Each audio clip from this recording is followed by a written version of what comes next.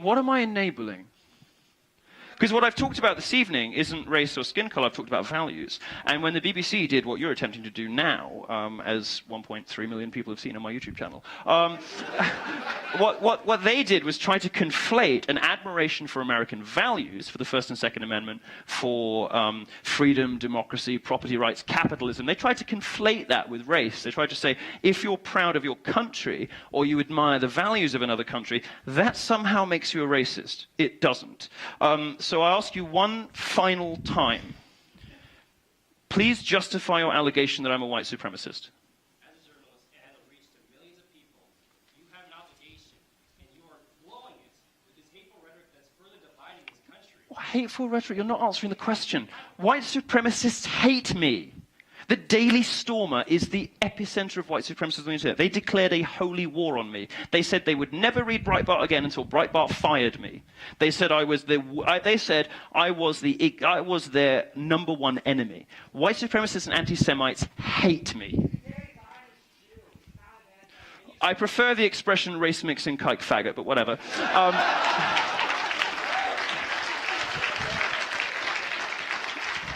Sir, racists hate me. They hate me. Of course they do. So racists hate me, but I'm a white supremacist. You're just confusing me. You're confusing me. And I'm very easily confused because I'm a homosexual, but should we give him another chance? Give him one more chance. Okay. All right. Okay. One more try. I believe in you. I believe in you. I know you can do it. One more try. Justify your allegation. I didn't ask you if I was enabling white supremacists, which is just an equally idiotic allegation, but it's not the one you made. I'm asking you to justify your allegation that I'm a white supremacist. Please do so.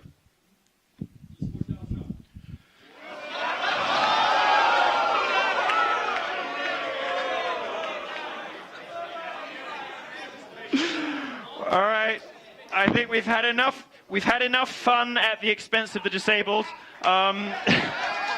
Thank you very much. I'm sorry you're so stupid. Thank you very much, everybody. It's been wonderful.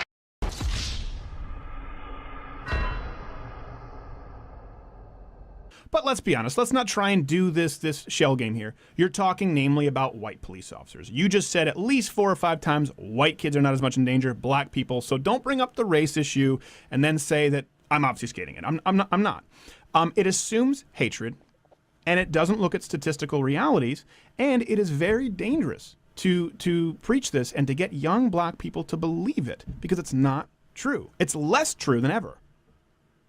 And hence you haven't lived the life of a black person, but yet you're saying that. See what that is? From experience. That is an intellectual fallacy. That's not fair. Stephen, you don't want to hear that. We have experience with the stuff. Larry Elder says the opposite. We're not making it up, Stephen. Larry Elder says the opposite. That's condescending to try to say you guys just making this stuff up. I didn't say you're making this stuff up. I said it's incorrect. I didn't say you're making this stuff up. I said it's incorrect. Okay, so basically you saying it's incorrect means you're making it up. It's not true. No, it doesn't. Do you know what a lie is? I think we all know what a lie is, Stephen. Okay, but do you know the difference between a lie and something being incorrect? Yes. A lie would be, the difference would be intent.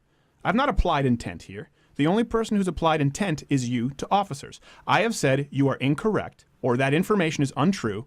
I've not called you a liar. I'm not insinuating any manipulation. I did not. This is what I'm telling you. You said it's talking down to me to say I'm making this stuff up. I didn't say you're making stuff up. I said it's incorrect. Is that fair? You said it's incorrect. Yes, you said it's correct. But what I'm telling you is that we live in this stuff. We see this stuff. I grew up seeing this stuff. We're not making it up or it's not incorrect. This is the things that we've seen in our lives and we're talking about it. And the problem is there are some people in this country don't want us to speak about a reality that's here for the black man and black woman in America. And I'm sorry if it doesn't make you feel comfortable. Well, you know what? If you don't like it, let's fix the issue. Well, you're making the issue worse. Let's fix You're making the issue worse. Talking about it is making it worse. Your rhetoric saying that Can I answer? It'd be like me talking about cancer or, you know, AIDS or something like that constantly and say, oh, you're making it worse because you keep talking about it. No, we want it fixed. If we spoke about it in an incorrect way. If we spoke about it in an incorrect way. For example, if we told people you can cure AIDS by eating sea algae, we'd be making it worse because that'd be incorrect information. You saying the problem is officers of any color or stripe are assaulting young black men because, and you don't provide numbers or statistical realities, you cover up information, you don't address information when it changes, it's not accurate, and you are actually telling people to address a problem which isn't the right problem nor the right solution, and it makes it worse.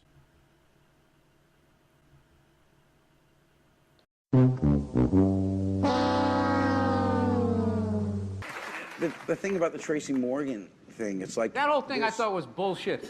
It was. The Tracy Morgan thing? It was absolute ridiculous bullshit. But hang on. Tracy Morgan is in some very hot water today for telling some very homophobic jokes at a show in Nashville last week. First thing he says is gays need to be tougher about insignificant things like bullying. And then he said, if my son talks to me in a gay voice, I'll pull out a knife and stab him. I can't stand people who everything's funny, then the shit comes around to them, and then all of a sudden they stop saying it's jokes, they say it's statements. And I'm not saying because I wasn't there, and he got like tried.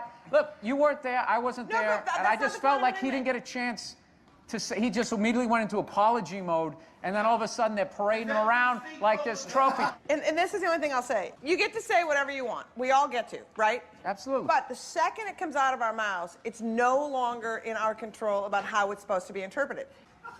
The person who said it knows what they meant by it. If you process it in a fucked up way, ask him how he meant it first. But you don't get that luxury. As a comedian, you don't get the luxury to say, but I really meant to say it this way. I realize that. But here's what it really rests on, is that the whole thing came off of one guy's blog. Every news item about it. Did Tracy deny saying it? No. Did the guy get it wrong?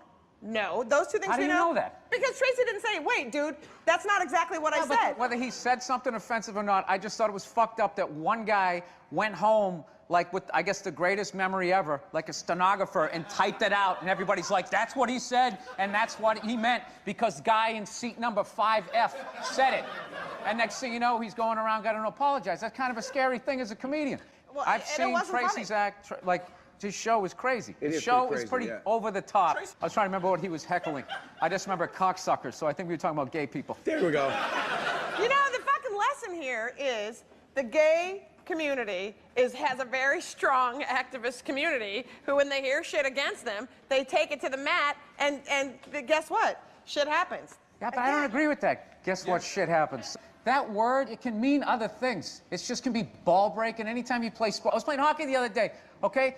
And this guy, he knocked me down. I felt stupid. I got up. He asked me, he goes, you all right? And I go, yeah, you faggot. Like, it was this oddly intimate moment. He was going, are you okay? And we were on the ice, and it made me uncomfortable. And I said, hey, you faggot, get away from me. Like, why was it that faggot was the word that came to you when he was trying to help you? These are the questions that they should ask. Rather than saying, you said it, so it means this. Why did it come? Because of the way I grew up, because of the way guys are. You're not supposed to be, I fell down, are you okay? I have a Liz Winstead story from when I was an open micer that I'd like to share with you.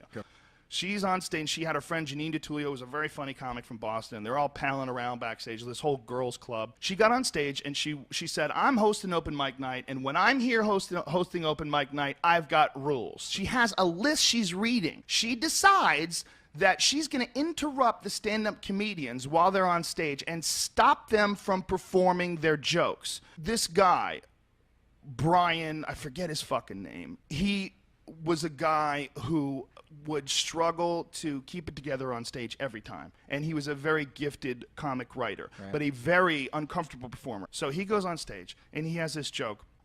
Something about, I always make sure I open up the car door for my hooker. And Liz Winstead interrupts, stop, stop, stop, sexism. And he says, and don't think he doesn't appreciate it, which is his punchline.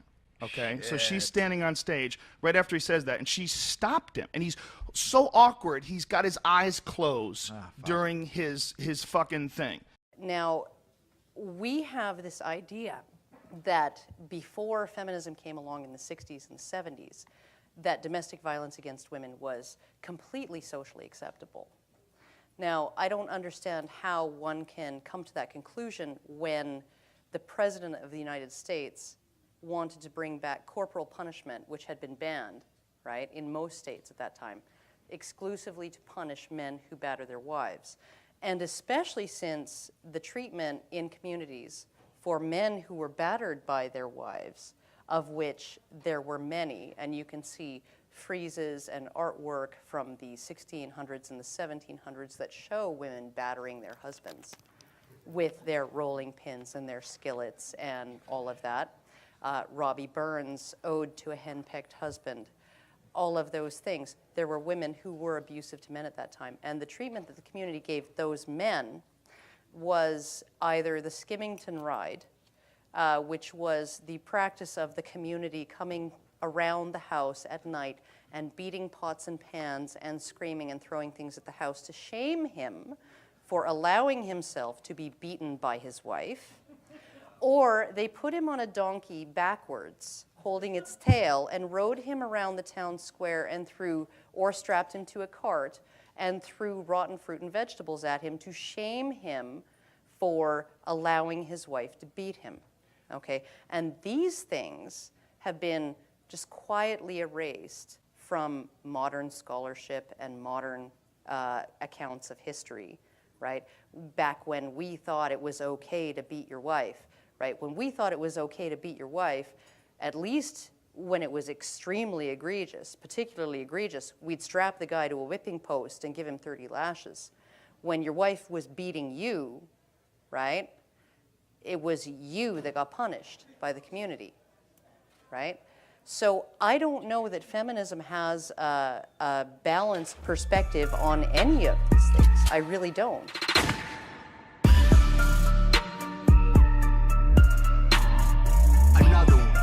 Joining us now is Hampshire College student Daniel Vogel, who was in favor of removing the flag, though didn't burn it. Daniel, thanks a lot for coming on tonight. So I want to read you a quote from you. This is to the Amherst Bulletin, and you said, "Think about the groups who use the flag, from police officers to the U.S. Army. These are the forces on the ground that make oppression happen." Now, the obvious point is, obviously, if the police and the Army were to go away, sensitive college students like you would be eaten alive. What's the median family income in this country? Do you know? The median family income in this country. Yeah. What does a median family make? Yeah, it's much median less. Family in this country. Yeah, it's much less than 1 year of your schooling. Yeah, of $62,000, which is what you pay or your parents pay for you to go to Hampshire school and burn the American flag. It's much less than that. And so I just wonder if you understand the bounty that you have, the good deal that you have, the excess that you're benefiting from. Do you get that at all? Oh, no, I am 100% privileged to be at this institution.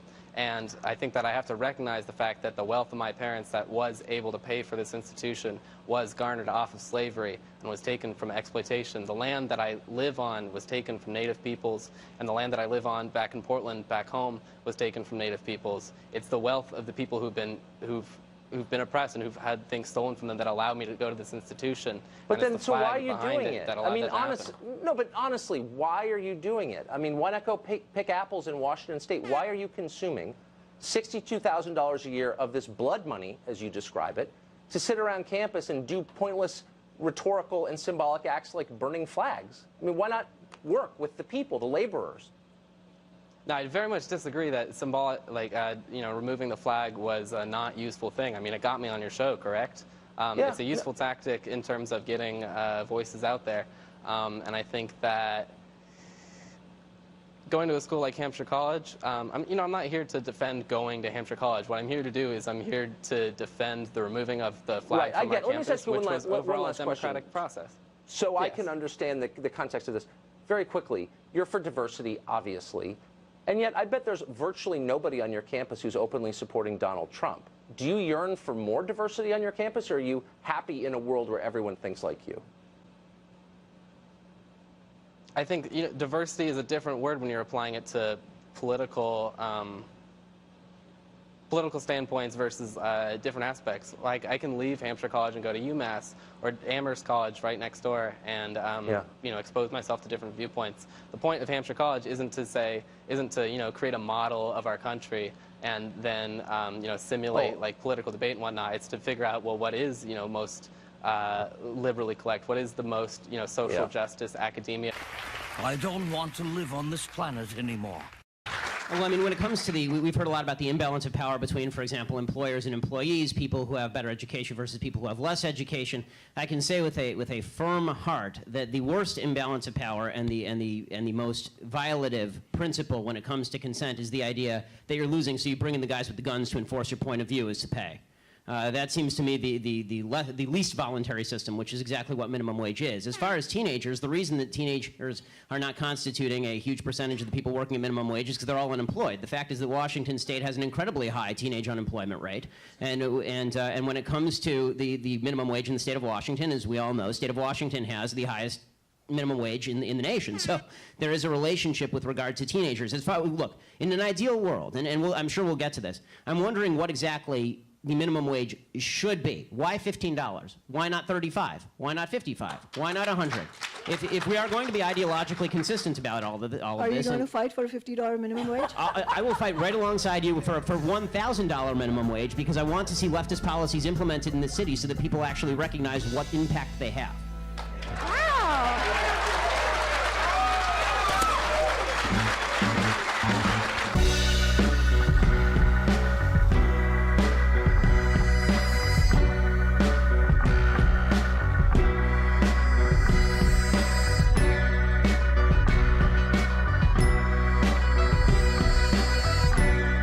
The fact of the matter is that the meme and the narratives are set around Black Lives Matter should be called Black Lies Matter, because they don't want to talk about the real issues around why Black lives haven't mattered. It isn't because of cops. It isn't because of America. It's because of the behavior of liberal blacks and the system that has made black people, unfortunately, put in situations where they are disproportionately criminals.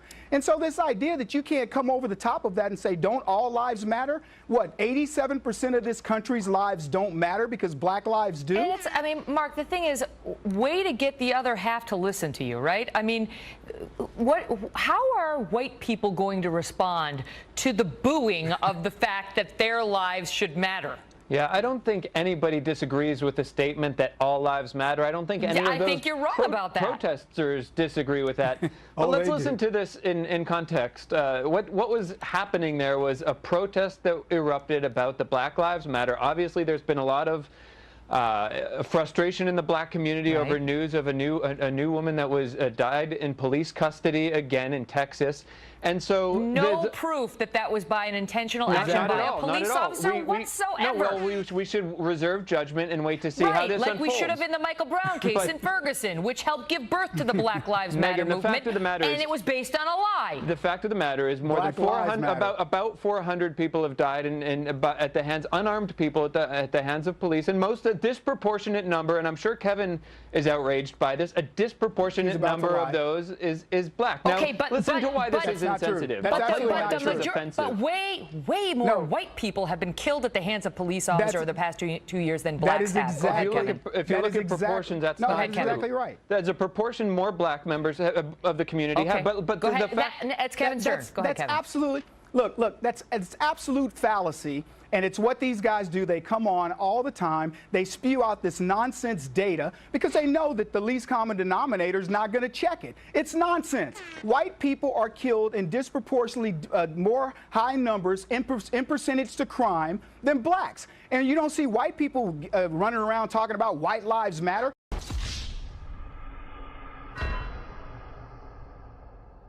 Call the cops on this campus if someone hurts your feelings? If someone hurts your feelings, and that woman at Yale yelling at the professor for saying, I think Halloween costumes should be allowed and we shouldn't be censoring them. How do you sleep at night? I'm going to leave. Good, go. I mean, I look at that. You tell me, Nomiki, because you're going to defend these people. Of course. I look at that and say, I can't wait for my kids to get out there in the world against these people. I can't wait. Well, they're going to kick some That's my reaction. Am I wrong? Well, okay, to be fair, these are not administration, these are students. These are 20-year-olds who are reacting, and it's a very racially charged environment. You know, words matter. And so when that letter was sent on behalf of an administration official, somebody who's supposed to represent the students to create, you look at the documents that Yale sends out, the application documents, and it's all about having an inclusive community. This guy was defending Halloween. Well, he wasn't defending Halloween. He was defending being offensive to a community of people that are being marginalized. I mean, 7% of the Yale... He was saying if you want to go as Tatiana, the frog princess, you should be allowed to. No. He was acknowledging that someone who shows up in blackface, it's okay, it's a joke. And you think that should be banned? You should, Halloween, that should be banned. And what if you want a guy who wants to dress like a girl? Should he be banned? Listen, there are the stereotypes. There's plenty of stereotypes that we have changed over time. Things that would now be totally unacceptable. We had this debate about things gender expression would be offensive if you want. So a guy dressed up as a female nurse. That's not for white people to determine. That's not. These things are not for the people who are doing it to determine. It is for those who feel hurt. If you feel hurt, that's fantastic.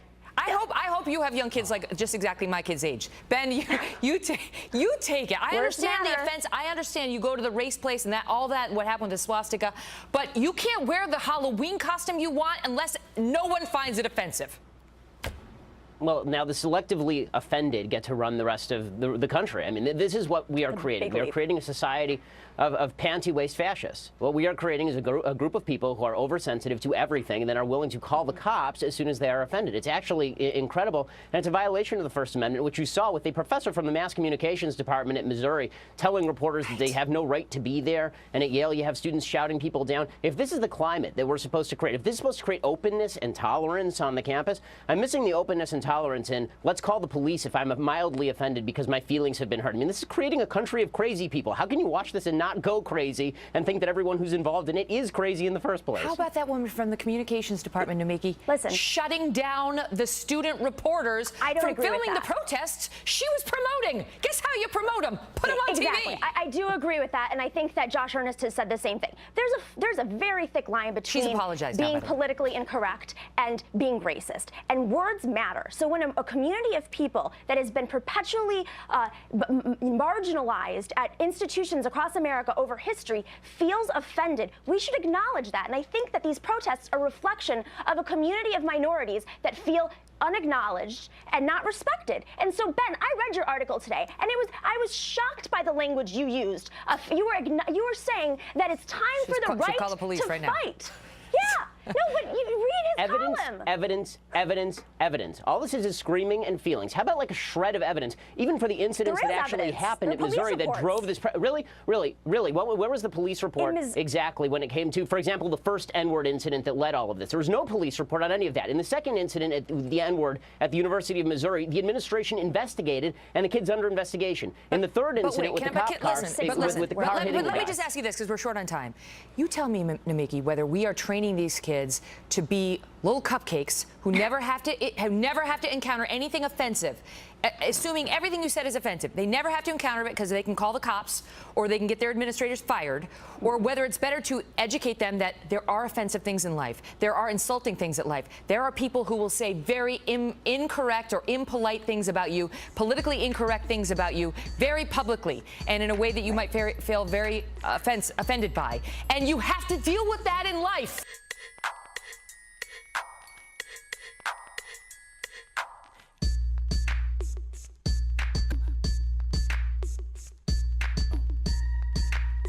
In moments of hysteria, fear, conflict, there have been exceptions. Internment was an exception. Well, who's hysterical right now? And we can have that debate later. No, who's hysterical right now? What I'm saying to you is, you may be right that in the absence of any kind of national hysteria, fear, terrorist attack, war, whatever, in the absence of all that, bluster may remain bluster. A guy tweeting may remain a guy tweeting, and all may be well. That's one scenario.